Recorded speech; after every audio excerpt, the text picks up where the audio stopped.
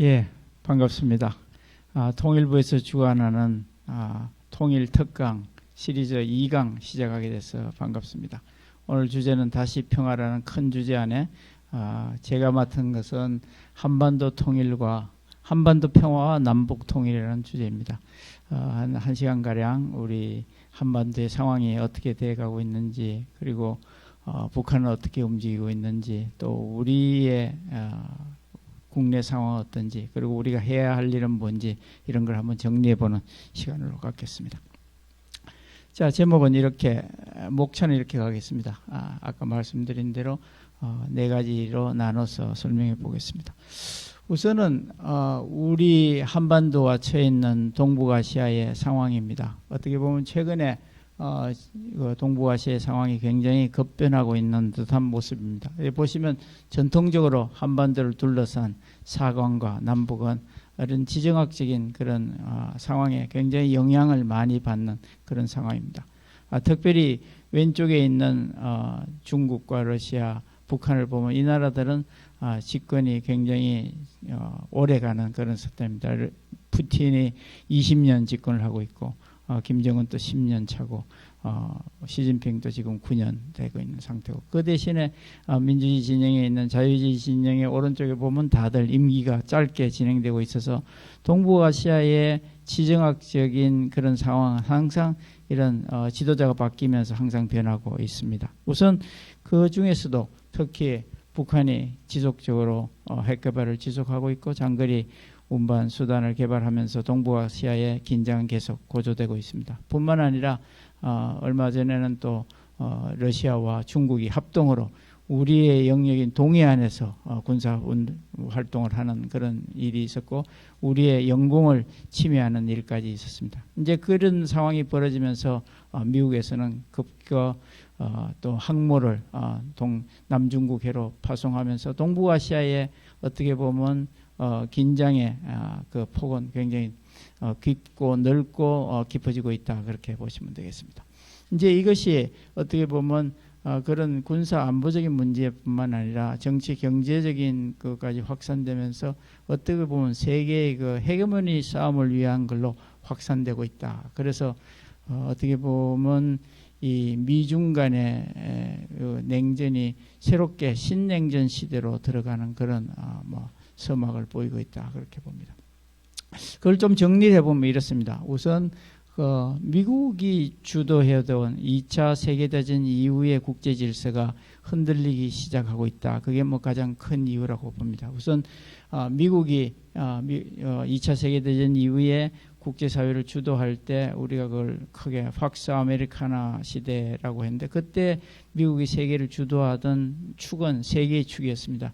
유엔으로 한 안보 체계, 그 다음에 WTO를 중심으로 한 통상무역, 그 다음에 IMF를 중심으로 한 금융 이 주도, 이렇게 이 3개의 축을 가지고 세계를 어떻게 보면 잘 질서를 유지하면서 나름대로 미국의 시대를 구가해왔다, 그렇게 생각하면 됩니다. 그러나 이것 또한 이제 시대가 지나면서 80년대 중반에 미국이 제조업이 흔들리기 시작하고, 2001년도에 미국의 안보가 9.11 테러로 흔들리기 시작하고, 2008년에 글로벌 금융위기로 미국의 그 주도하던 금융시장이 흔들리기 시작합니다.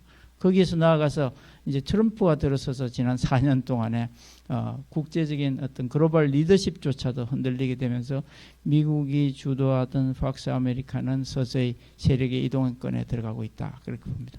그런데 이것도 어떻게 보면 중국이 생각보다 빠르게 부상하면서 이 구도가 빨리 재편의 시기에 들어가고 있다 생각합니다. 중국이 사실은 글로벌 금융위기를 맞은 2008년 이후로 급성장하기 시작합니다. 그러면서 중국이 예전에 이렇게 마음속에 품고 있었던 그런 생각이 도광양해를 하면서 이제는 중국몽으로 공개적으로 표방하기 시작하고, 그게 1대1로나 그 다음에 중국 제조 2025년 이런 것들을 세계에 표방하면서 중국이 미국과 이제 각을 세우기 시작하는 그런 상황입니다.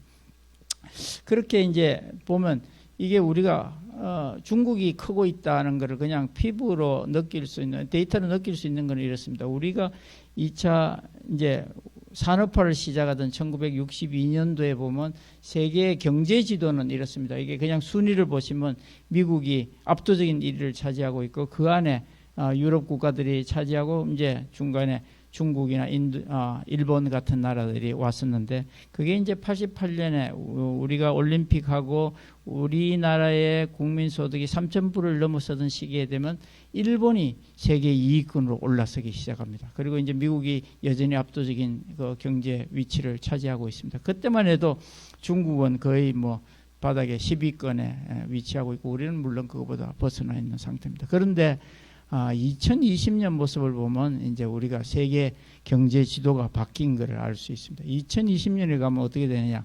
미국이 아직도 여전히 1등을 하고 있지만 미국이 한 3분의 2 정도 되는 규모로 중국이 따라오고 있습니다. 그리고 그 바로 밑에 규모는 많이 작지만 일본이 있고 중간에 인도가 있고 그 밑에 10위권에 한국이 들어가면서 어떻게 보면 세계 경제 지도 안에 아시아권의 국가들이 상위권을 포진하면서 미국이 주도하던 팍스 아메리카나의 그 힘이 경제적으로도 아시아권으로 움직여오고 있고 중국이 이제 거기에 앞서서 이런 양강 구도를 세우고 있다 그렇게 봅니다. 이제 이게 우리의 남북 관계에 어떤 영향을 미치는가 하는 걸 우리가 이제 한번 볼 필요가 있습니다. 그래서 그게 미중의 글로벌 이 헤게모니 싸움이 격화되면서 어떤 일이 생기냐면 동북아시아에 어떻게 보면 안보 경제 위기가 고조되고 있다 그렇게 보시면 됩니다. 미국은 이제 중국을 견제하기 위해서 쿼드 플러스, 그리고 쿼드라고 하면 4개국 미국, 일본, 호주, 인도 이렇게 해서 4개국을 하고 거기에다가 플러스라고 해서 3개 나라 한국, 베트남, 뉴질랜드를 넣어서 쿼드 플러스라는 이제 안보 체제를 구성하면서 중국을 견제하기 시작합니다. 근데 이제 이게 뭐 마음속에는 앞으로 나토와 유사한 그런 집단 안보 체제로 발전하기를 뭐 구성하고 있는 그런 상황입니다. 그러면 이제 중국은 가만히 있냐? 그렇지 않습니다. 중국은 러시아와 북한을 끌어들이고 나머지 아시아에 있는 사회주의 국가들을 끌어들이면서 중국의 이런 이제 또 그룹을 만들고 있죠. 그렇다 보니까 이 싸움이 미중 간의 싸움이 아니라 이제는 진영 간의 싸움으로 확대되고 있는 그런 상황이죠. 그래서 미중의 이제 그 양자 대결이 신냉전이라는 새로운 무역 통상에서 확대돼서 외교안보까지 포함한 전면전으로 확대되면서 이제 우리에게 주는 영향은 많습니다. 왜 그러냐면 이 미국과 중국이 둘이만 싸우는 게 아니라 주위에 있는 사람한테 점점 편가르기를 시작합니다. 당신은 어느 편이냐? 내 쪽에 설 거냐 말 거냐? 확실히 해. 이제 이런 이야기가 됩니다. 그러니까 나머지 국가 간에도 갈등이 점점 높아지고 있고 예전에는 어중중하게 제3지대에 서 있는 게 가능했는데 지금은 그게 거의 불가능한 상태입니다. 우리도 어딘가를 가야 되고 양다리를 벌리고 오래 서 있을 수 없는 이제 그런 상황에 가고 있습니다. 그게 이제 어떻게 보면 우리나라는 굉장히 어려운 게 경제 통상 입장에서 보면 우리나라는 중국의 의존도가 굉장히 높습니다. 우리의 수출의 거의 한 26% 가까이가 이미 중국에 의존하고 있고 거기다 홍콩의 한 4, 5%를 포함하면 우리의 30% 넘는 수출 비중이 중국권에 가 있다 그렇게 보면 됩니다. 그렇다 보니까 우리가 중국을 이렇게 제껴두고 우리 경제가 발전하기가 굉장히 어려운 그런 우리 입지가 어려워지고 있는 그런 상황이다 보면 됩니다. 그 다음에 이제 사실 더 심각한 외교 안보 측면이죠. 우리가 미국으로부터 핵우산의 보호도 받고 있고 미국과의 전략적 그런 방위조약 우호관계를 통해서 우리가 어떻게 보면 우리의 안보를 보장받고 있는데 지금 이거를 우리가 미국의 영향권에서 벗어날 수도 없고 미국에 가까이 가자니 경제적으로 중국의 어려움이 있고 이제 이런 우리 대한민국 나름대로의 위상을 정하기가 굉장히 어려운 그런 시기가 점점 다가오고 있습니다. 그런데 이 문제는 비단 남쪽에만 문제가 아니라 남북관계에도 영향을 미치고 있습니다. 제가 오늘 이 문제를 먼저 끄집어내는 것은 이게 남북관계를 어렵게 하고 있다는 거죠.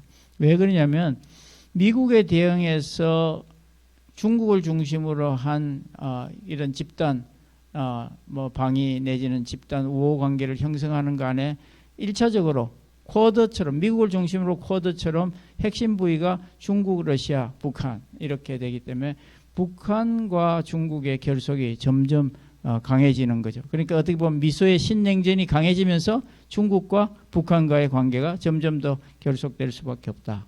그러면서 우리가 지금 원하고 있는 북핵의 문제 해결이나 아니면 남북 문제 해결도 점점 더 풀기 어려운 상태다. 그러니까 10년 전, 20년 전에 중국의 힘이 약하고 미국이 압도적으로 세계를 주도하던 시기와 지금처럼 신냉전의 구도로 갔을 때 북한의 문제, 북핵 문제 해결은 점점 어려워질 수밖에 없다. 그게 지금 우리 남북 문제를 둘러싼 주변에서 일어나는 지정학적인 이런 파워의 변화다. 그렇게 우선 설명하면서 다음 주제로 가겠습니다. 다음은 이제 이런 우리의 상대, 남북 관계의 상대고 통일의 대상인 북한. 벌써 김정은 위원장이 집권한 지 10년이 됐습니다. 올해로 10년 차로 들어가는데 이제 10년 되면서 북한도 많은 나름대로 변화를 가지고 오고 있다고 봅니다. 그래서 이제 그걸 한번 훑어보는 게 우리 남북 관계를 전망하고 뭐 생각하는 데 도움이 될 것 같습니다. 우선 뭐 요약을 먼저 하자면 우선 초창기에 갖고 왔던 북한의 핵과 경제 발전의 그 병진 전략은 극심한 딜레마에 빠져 있다 그렇게 보고 있습니다. 왜 그러냐면 두 개를 한꺼번에 발전시켜 간다는 게 거의 어려운 상태에 와 있다. 그 다음에 이제 두 번째는 바이든이 당선되면서 지금까지 북핵 개발이나 장거리 미사일 개발로 인한 그런 국제 제재 또 이걸 벗어나기 위한 협상이 트럼프 때는 뭔가 정상회담으로 탑다운으로 좀 해결되는 듯 했었으나 지금은 완전히 바닥부터 다시 시작해야 되는 그런 상황에 왔다. 그럽니다.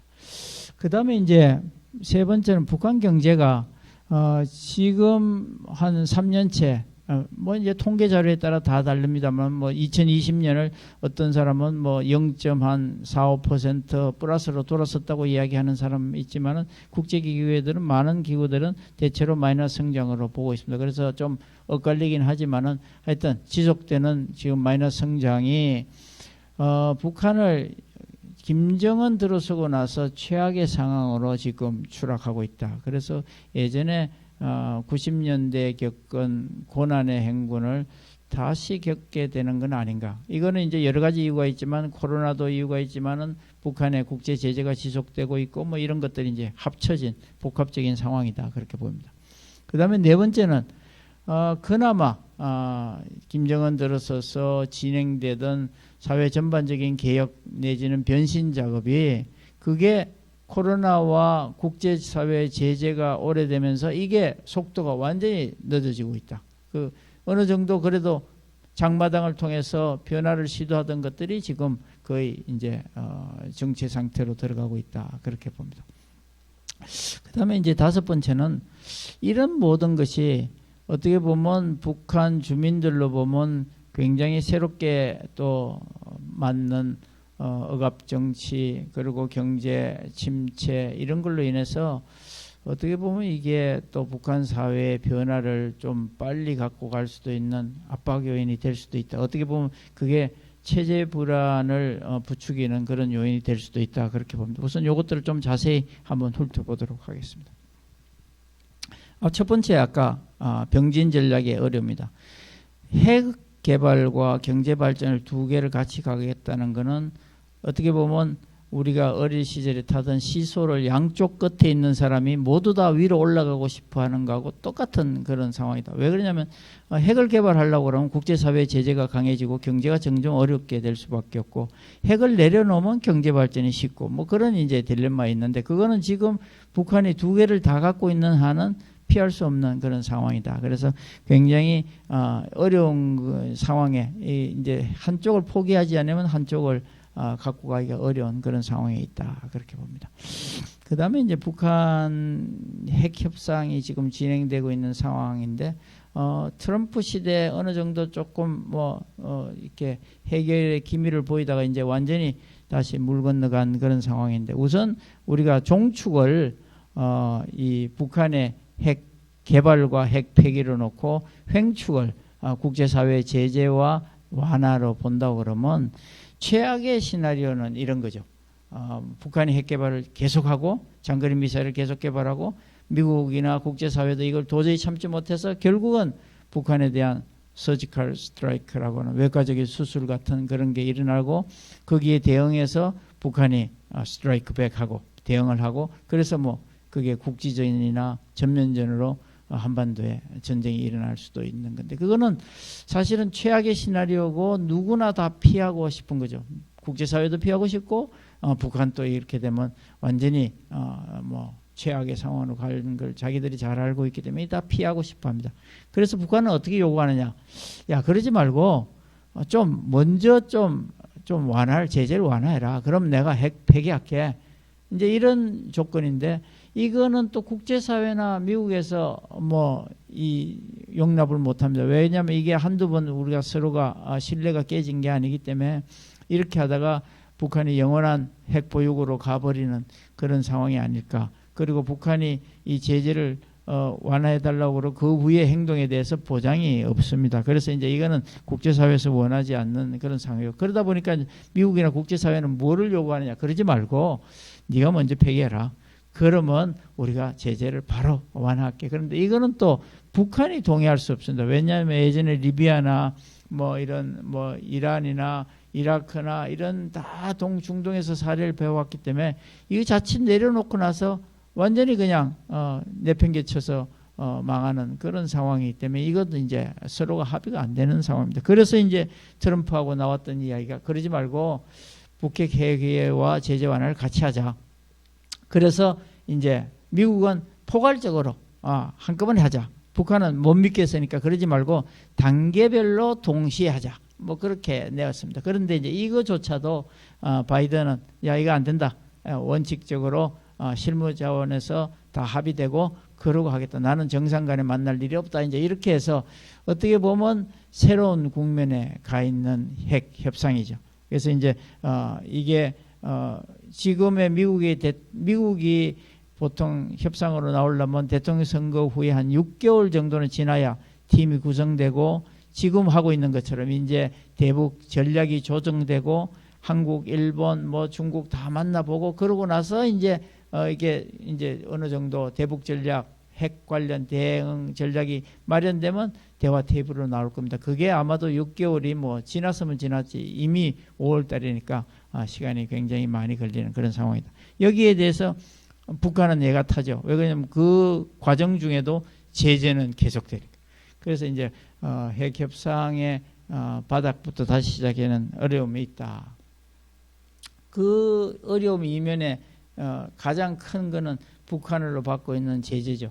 이 유엔 제재라는 게 한 번 가해지면 풀리지 않고 새로운 제재는 그 앞에 제재에다가 항상 더딥혀서 플러스로 추가로 부과되는 거기 때문에 어렵습니다. 이렇게 보시면 맨 마지막에 6차 핵실험과 그 다음에 화성 15를 발사되고 난 이후에 유엔 제재가 마지막 제재였습니다. 그런데 마지막 제재가 굉장히 지금 힘든 상황이기 때문에 북한으로 보면 이것만 가지고도 거의 가만히 있으면 나라가 치명적인 타격을 입게 돼 있습니다. 왜 그러냐면 수출과 관련해서는 전면적인 지금 수출 금지가 돼 있죠. 생필품에 관련된 수출입만 열려 있지 나머지는 거의 다 전면적으로 금지된 상태고 그 다음에 수입도 지금 가장 시급한 게 석유류와 석유 뭐 이 이제 정제품들을 수입하는 건데 석유는 옛날에 400만 배럴로 동결된 게 그대로 400만 배럴 동결돼 있어요. 400만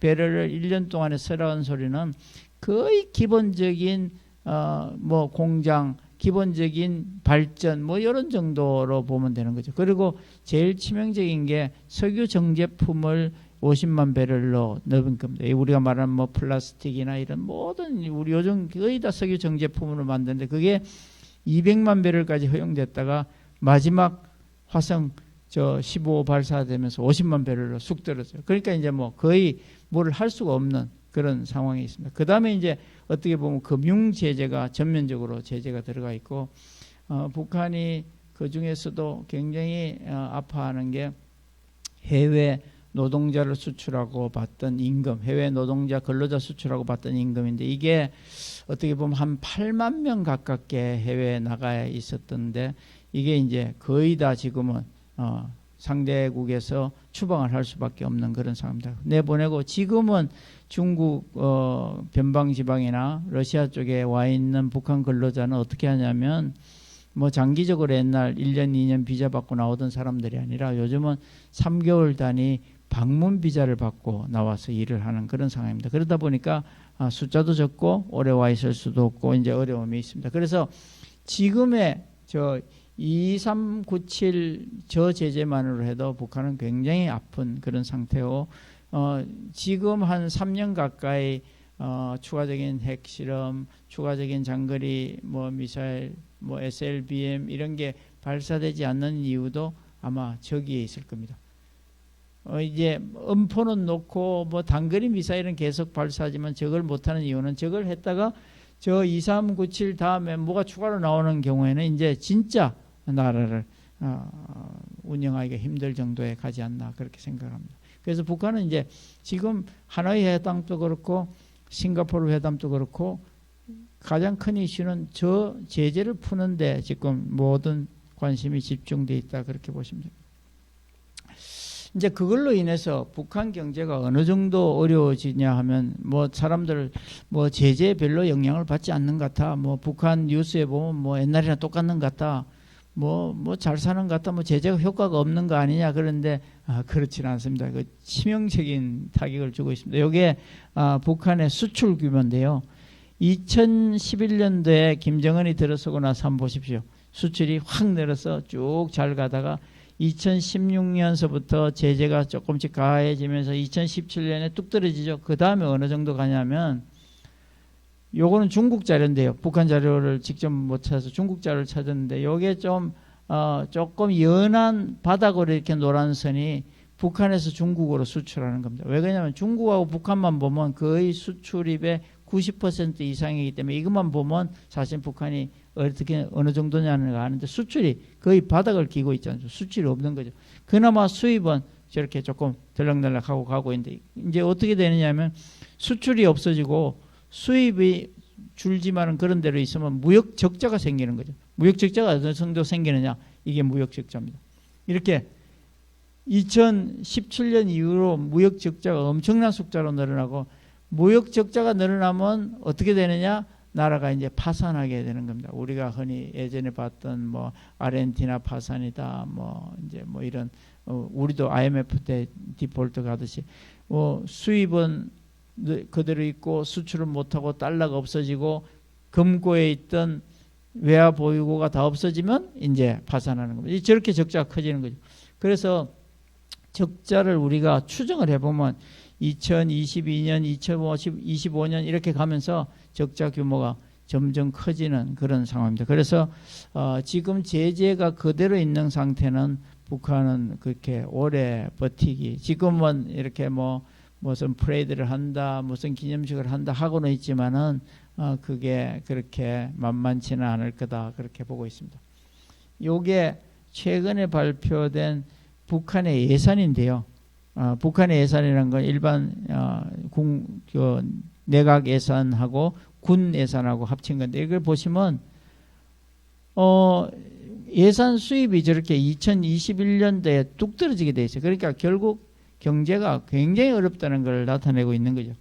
그래서 경제 성장률을 한번 보시면 제가 아까 말씀드린 연달아서 한 3, 4년 적자라고 그런 게 2017년, 18년, 19년은 적자였고 작년 데이터가 아직 나오지 않지만 2020년에도 우리는 많은 사람들은 적자일 거라고 보고 있는데 일부 한국은행에서는 0.4 플러스일 거다 뭐 그렇게 이야기하는데 저건 지금은 대체로 국제사회에서는 여전히 마이너스다 그렇게 보고 있습니다. 그것도 추정을 해보면 이게 지금의 수출입 그리고 교육, 제재 이런 거를 바탕으로 앞으로 경제 성장률을 추정해 보면 거의 한 2022년까지도 마이너스 성장으로 갈 걸로 우리가 보고 있습니다. 그래서 북한 경제가 제재로 인해서 엄청난 타격을 받고 있다. 밖으로는 뭐 괜찮은 것 같아 보이지만 실제로는 그렇지 않다는 이야기입니다.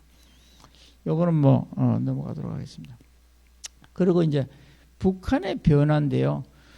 북한의 개혁과 변화는 지금까지 변화는 정부에서 선도해서 가는 것보다는 어떻게 보면 시장이나 자생적으로 변화가 먼저 일어나고 제도를 거기에 맞춰가면서 따라가는 그런 형태의 변화가 많았다.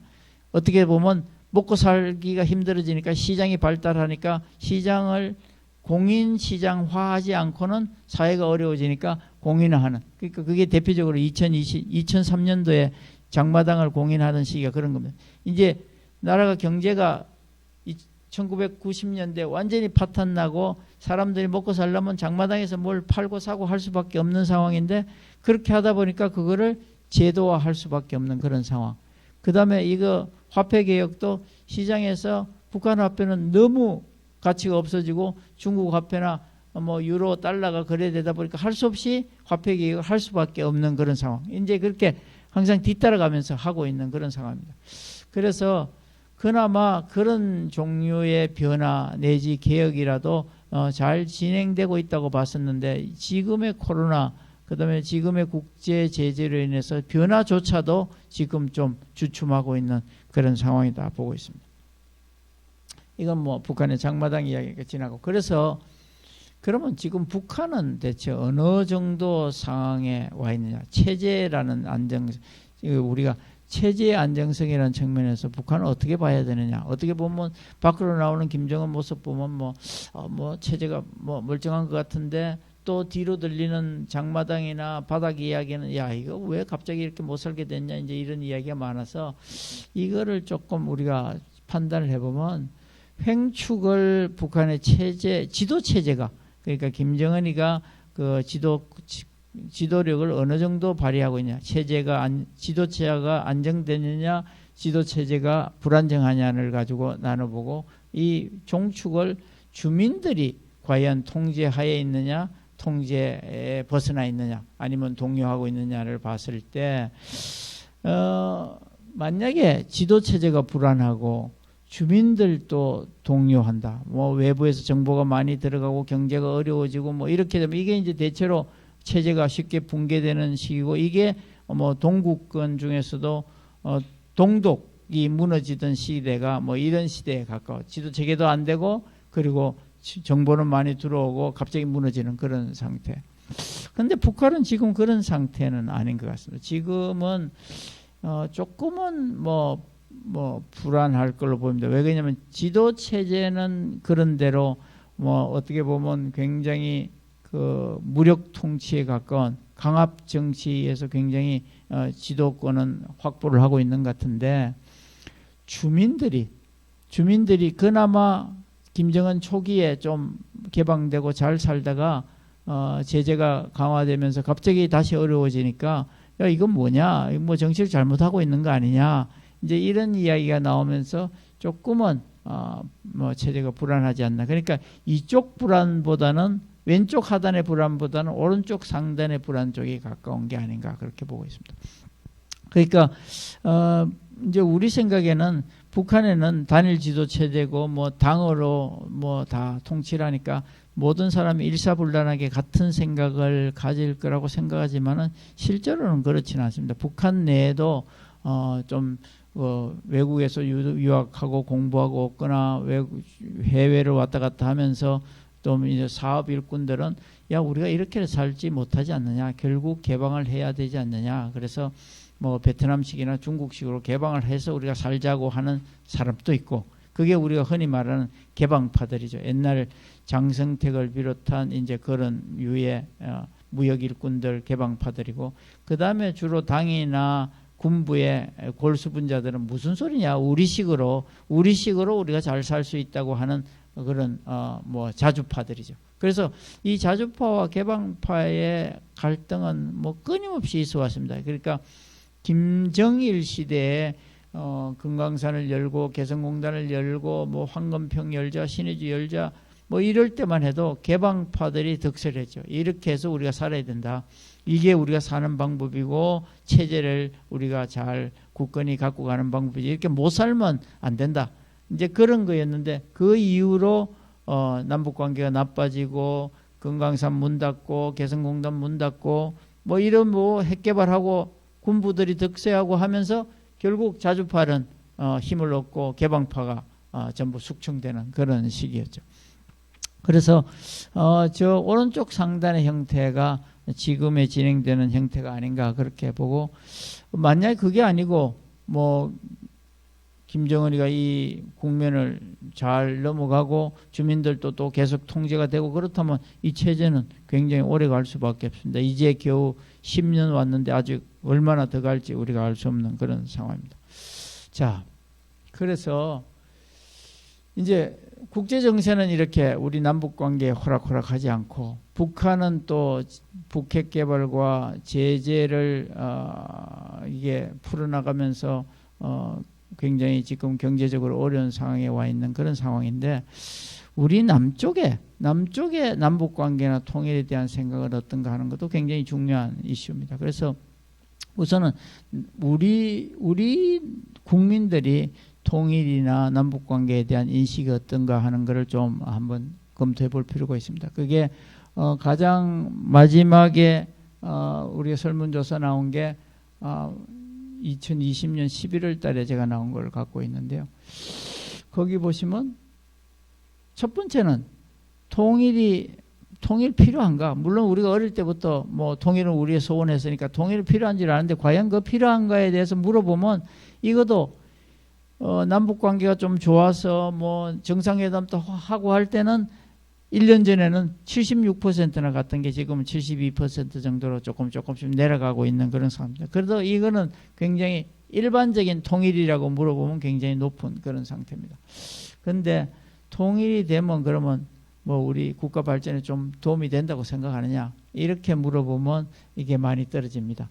그게 공감한다가 1년 전에 65%인데 지금 한 62% 정도 떨어져 있고, 문제는 비호감이 지금 비공감한다는 사람이 점점 높아가고 있는 그런 상태입니다. 그런데 이제 더 심각한 건 세대별로 공감, 비공감이 많이 떨어지는데, 세대별로 극명한 차이를 나타납니다. 30세 미만은 공감이 46%고 비공감한다가 52%인데 60세 이상은 공감한다가 62%고 비공감이 33%. 그러니까 이 세대별로 보면 통일이라는 문제를 놓고 굉장히 갈등이 심한 그런 모습이죠. 그 다음에 이제 이게 이제 항상 우리 국민들의 이중성이라고 그래야 되나, 우리가 참 어려운 점이, 남북 관계를 풀어나가는데 어려운 점인데, 북한을 어떻게 봐야 되느냐는 겁니다. 북한을 우리가 협력하고 같이 지원해야 될 그런 대상이냐, 아니면 북한은 적대 내지 경계 대상이냐고 봤을 때, 아직도 적대 대상으로 봐야 된다는 사람이 거의 뭐 37%, 협력하고 같이 가야 된다는 사람이 41%, 그렇게 크게 차이가 나지 않습니다. 여기에서 이제 우리 정부의 정책에 가장 어려운 바가 있는데, 이 협력 지원 대상이라는 것도 50%가 넘게 있다가 지금 40% 초반으로 뚝 떨어져 있는 상태고, 적대 대상이라는 것도 남북 관계가 좋을 때 났다가 지금 관계가 안 좋아지니까 자꾸 올라가는 그런 상태입니다. 그 다음에 이제 그렇다고 봤을 때 그러면 앞으로 기대를 물어봅니다. 남북 관계가 좀 뭐 나아질 전망이 있다고 보느냐 할 때, 이게 문제는 별로 좋아질 것 같지 않다는 사람이 많다는 데 문제입니다. 예전에는 뭐 정상회담 2번이라고 할 때 55%나 되던 게 41% 정도 뚝 떨어져 있습니다. 그래서 이제 사람들이 어떻게 보면 남북 문제, 이런 통일 문제를 국제정세와 맞물렸고 또 북한이 움직이는 것을 보면서 굉장히 좀 시니컬해지는 그런 상황에 있다. 그게 우리의 현상이다. 그리고 이제 뭐 직접적으로 그러면 통일 당신은 언제나 될 것 같냐고 생각하는, 이게 이제 심각한 문제인데요. 우리가 보통 20년 그러면 그래도 뭐 눈에 보이는 건데, 20년 넘어선 거는 거의 뭐 안 된다는 이야기를 저런 말로 표현한 거죠. 30년이면 한 세대가 지나가니까.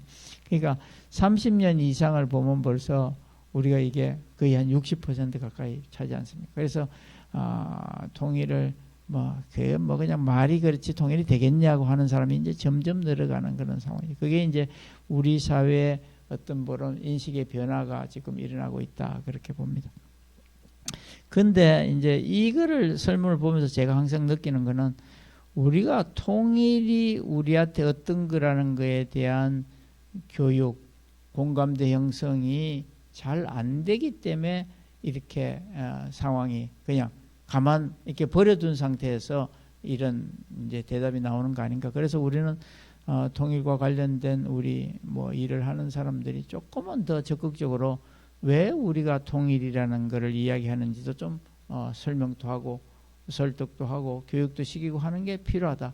그래서 그렇게 됐을 때 이런 인식 변화도 굉장히 달라질 거고 그게 달라져야 정책을 이끌어가는 사람이 남북 관계를 풀어가는데 그래도 뭔가 일을 할 수가 있다 그렇게 봅니다. 그래서 제가 통일을 왜 우리가 필요한가 하는 이야기를 좀 정리를 해보려고 합니다. 오늘 시간이 많지 않으니까 한 3가지만 우리가 짚고 지나갈 텐데요.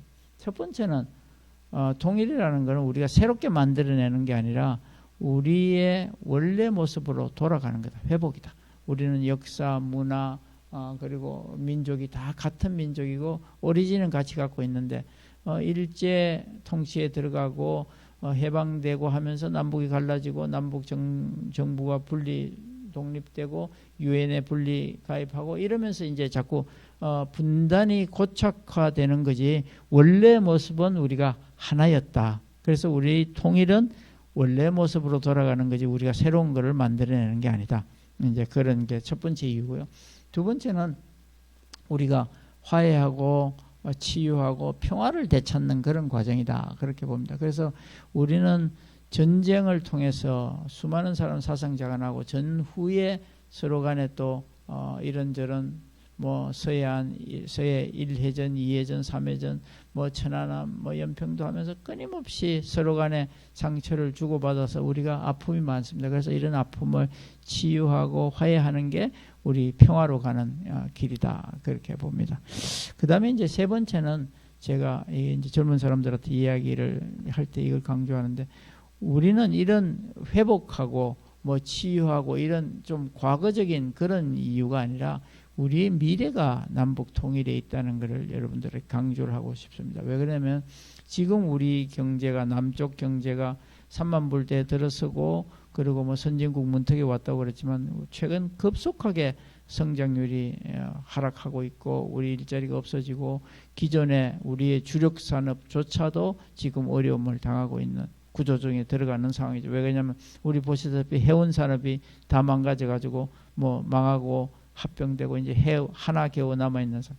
중공업 배 만드는 회사들이 지금 다 중국으로 넘어가서 어려워지고 거기 연달아서 배가 어려워지면 철강 산업도 어려워지고 자동차는 새로운 전기차 시대를 열어야 되는데 그게 이제 우리가 후발주체로 되고 이제 겨우 남아있는 거라고는 반도체하고 정보통신 기기 정도 남아있는 거지 우리의 주력 산업들이 거의 다 어려움을 겪고 있습니다. 그래서 그런 시대에 우리가 다시 한번 도약할 수 있는 힘은 남북 통일된 한반도에서 우리가 찾을 수 있다. 비록 통일이라는 게 단기적으로는 비용이 크겠지만 장기적으로 봤을 때 거기서 오는 편익은 훨씬 그걸 능가할 수밖에 없다. 우리가 독일을 보더라도 독일이 동서독이 통일되고 나서 한 10년 동안 독일이 유럽의 병자라고 할 정도로 어려운 시간을 보냈습니다. 그런데 유럽이 다시 그 힘을 회복하고 다시 앞으로 가면서 지금의 유럽에서의 독일의 위상은 유럽 위기가 재정 위기가 왔을 때 모든 옆에 있는 프랑스, 스페인, 이태리, 그리스, 이 영국까지 모든 나라가 독일에 의존할 수밖에 없는 그런 상황이죠. 그래서 우리 통일된 한반도에 조금의 비용과 불편함은 있겠지만은 우리가 그 통일을 잘 관리하면 충분히 우리가 새로운 도약을 할 수 있는 힘이 통일된 한반도에서 나온다. 그렇게 봅니다. 우선 제가 정리를 쉽게 하면 남쪽이 한 5천만 명의 3만 1,000불 정도의 국민 소득을 갖고 있고 북한이 2,400만에 좋게 봐줘서 한 1,500불이라고 보면 산술적으로 두 나라가 지금 합쳐도 2만 1,000불 정도 됩니다. 인구가 7,400만이면 우리가 흔히 근대 사회 전 세계 경제를 주도하던 유럽 국가들, 독일, 영국, 프랑스, 뭐 이태리, 스페인 이런 나라들이 인구가 많은 나라가 독일이 한 8,200만, 영국, 프랑스가 한 6,200해서 한 6,400, 그리고 뭐 이태리도 한 6천만. 그러니까 대체로 인구가 그 정도거든. 그리고 우리가 7,400만이 되면 우리가 그런 나라에 비교해서 굉장히 큰 시장을 갖게 되는 거고, 그리고 지금 산술적인 1인당 국민소득 21,000불이라는 거를 우리가 시너지를 조금만 내면 금방 원래 모습으로 회복할 수 있다. 그렇게 해서 우리의 가능성이 남부 한반도에 있다. 우리가 이제 전 세계에 있는 나라들을 이렇게 횡축을 인구 숫자로 놓고 종축을 1인당 국민소득으로 놨을 때 지금 현재 인구가 5천만이 넘고 그리고 1인당 국민소득이 3만 불이 넘는 나라는 한국을 포함해서 7개밖에 없습니다. 미국, 일본, 독일, 영국, 프랑스, 이태리, 한국까지 가고 그 옆에 캐나다는 우리 한국이 빠질 때 캐나다가 G7으로 들어가서 세계를 주도하고 있었죠. 그리고 이제 우리 옆에 스페인이 3만 불 소득에 한 인구가 한 4,700만 바삭 뒤를 쫓아오고 있는 그런 세계의 경제 지도를 그리면 이렇습니다. 그래서 세계인들이 한국을 무섭게 보는 이유는 한국이 인구가 아직은 요 정도 돼서 그렇지 굉장히 소득이 높고 인구 숫자가 기본 5천만이 넘는 큰 나라다. 밑에 뭐 멕시코, 러시아, 브라질, 인도네시아 옆으로 더 가면 뭐 중국, 인도 있지만 그 나라들은 인구는 많지만은 국민 소득이 뭐 10,000불대 아니면 중국은 7천, 그다음에 인도는 한 4천, 5천 뭐 이렇게 떨어지는 나라죠. 그래서 이제 우리가 이런 지도를 보고 나면 한국이 굉장한 나라다. 그리고 우리가 앞으로 한반도가 통일돼서 시너지를 낼 수 있는 여력이 많다. 그 시너지 여력은 제가 그냥 다 세세하게 설명은 하지 않겠지만은 우리가 시너지를 낼 수 있는 요인은 우선 내수 시장이 5천만에서 7,400만으로 커지고 남북 간의 북쪽의 경공업, 남쪽의 중화학공업을 보완할 수 있는 그런 여력, 그 다음에 지하자원이 남쪽에 없는 지하자원이 조금의 경제성은 떨어지지만은 북한에 어마어마하게 많이 매장돼 있다. 뭐 히토류라든가 뭐 무슨 마그네사이트라든가 철광석, 뭐 석탄 이런 게 뭐 엄청나게 많이 있다. 그 다음에 대륙으로 북한을 통해서 연결할 수 있는 TSR이나 TCR에 연결될 수 있는 내륙적인 물류 통로를 확보할 수가 있고 인구 구조도 뭐 우리 지금은 애들을 남쪽에는 낳지 않아서 인구가 줄고 있지만 북한은 그래도 아직도 인구 출산율이 2.0 정도 보장하고 있는 굉장히 양호하다.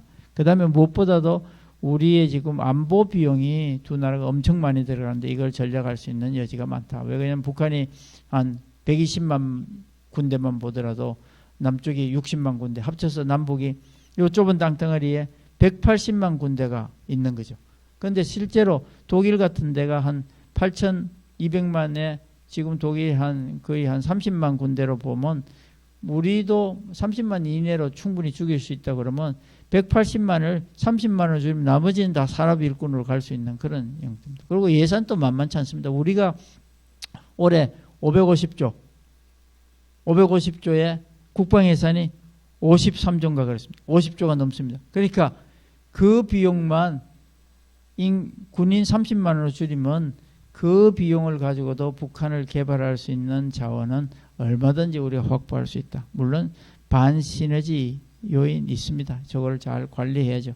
오랫동안 갈라져 있었기 때문에 체제가 다르고 생각이 다르고 뭐 교육제도도 다르고 행정제도도 다르고 이런 것들을 통합해가는 그런 과정이 시간은 걸리겠지만은 결국은 통일로 인한 그런 시너지가 우리가 낼 수 있는 새로운 재원이다. 그렇게 보면 됩니다.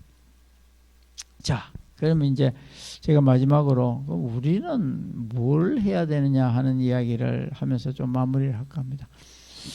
우선은 그 한반도 평화와 통일을 하기 위해서 우리가 뭘 할 수 있을까 하는 것은 우선은 동북아 평화의 시작은 북한의 핵을 우리가 일단은 뭐 제거하는 입장입니다. 비핵화로 가는 문제고 그게 국제사회에 굉장히 중요한 일입니다. 우리가 단지 북한을 뭐 무력화해서 북한이 핵이 없어야 우리가 안전하다 그런 단순 논리가 아니라 전 세계적으로 핵을 줄이기 위한 노력은 지난 2차 세계대전 이후로 지속적으로 되어 왔습니다.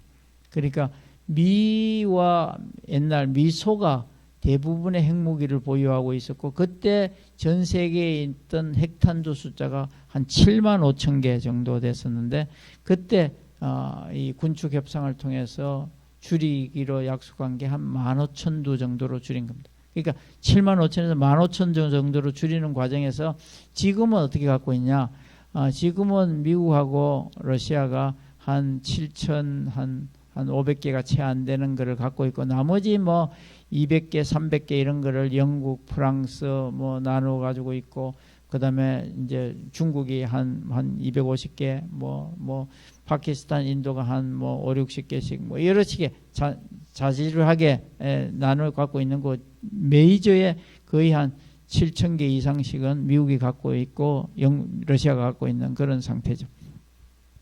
그래서 이거는 북한의 문제만 아니라, 물론 북한은 야 다 갖고 있는데 왜 우리는 못 갖고 있냐고 그러지만은, 그게 아니라 전 세계적으로 핵무기 감축이라는 거를 해나가고 있는 큰 트렌드 안에서 불거진 문제라, 이게 중국도 그렇고 러시아도 그렇고 북한의 핵 보유를 쉽게 용인할 수가 없는 그런 상황입니다. 그리고 지금 전략무기 감축 협정을 계속해서 유지하고 있고, 그걸 통해서 계속해서 줄이고 있는 과정이기 때문에 북한이 거기에 끼어들기가 굉장히 어렵다. 그리고 이제 그게 해결돼야 그 다음에 어떤 형태든지 북한에 대한 제재와 그 다음 수순에 갈 수 있는 동북아의 평화 프로세스로 갈 수 있고, 그게 만약에 거꾸로 가게 되면 무슨 일이 생기냐?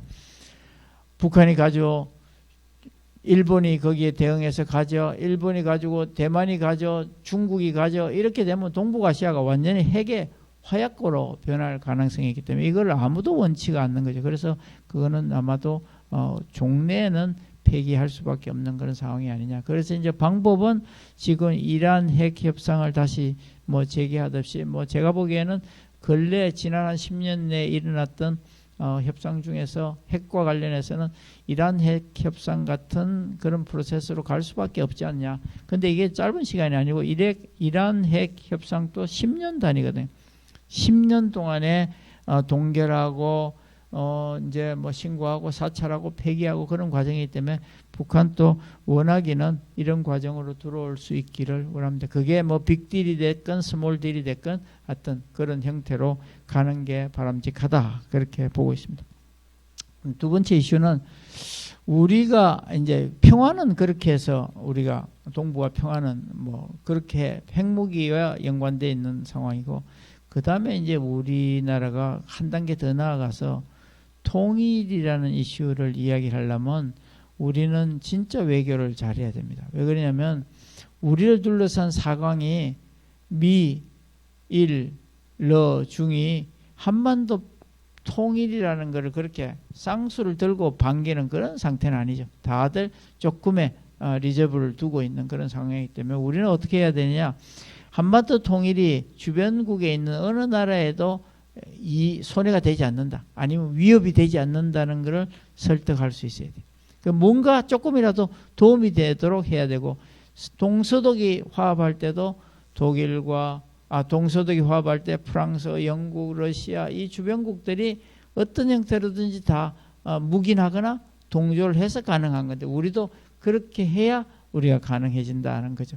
그래서 우리의 통일이 동북아시아나 국제사회의 평화와 발전에 도움이 된다는 것을 우리 나름대로 계속해서 논리를 만들어서 설득해야, 그래야 통일이 가능하다. 그게 이제 큰 이슈입니다. 그 다음에 이제 세 번째는 북한인데요. 어떤 형태로든지 북한을 군사적으로 아니면 무슨 뭐 조약에 의해서 제압을 하거나 변화할 게는 어려운 거죠. 지금 사회.